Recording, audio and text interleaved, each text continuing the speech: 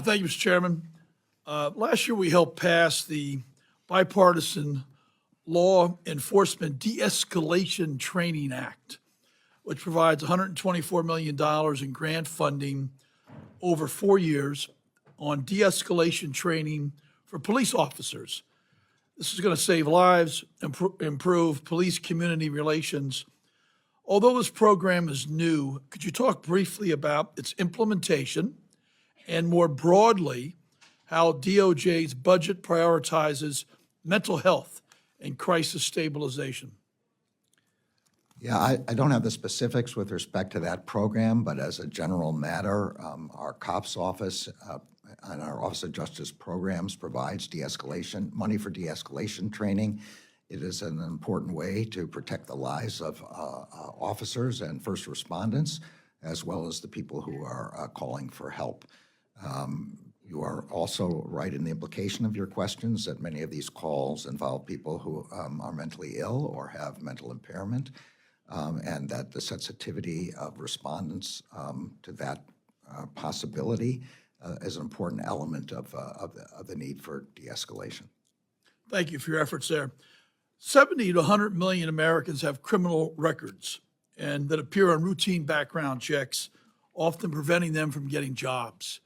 Over the last 7 years, my company has hired about 1,400 returning citizens, which is good for business and cuts down recidivism.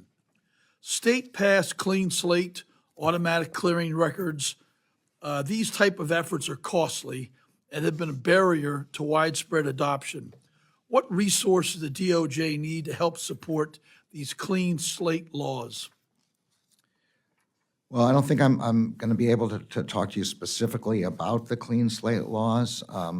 In the area of criminal justice reform, in the implementation of the Second Chance Act, which involves reentry programs, we're asking for $125 million for those reentry programs. In addition, there is a new program called the Accelerating Justice System Reform Grants, which is a $300 million request for FY25 and $15 billion over 10 years. I'm not sure exactly whether the clean slate would fall within those, but I'll ask my staff to get back to you on which of the grant programs go to the program you're talking about. We'd love to keep working with you. Last quick question to build on Ranking Member DeLauro on the Antitrust Division. Should this committee take another look at the language that stops you from having full access to the merger filing fees and locks you into that $233 million? Well, I'm going to leave it to the members of Congress to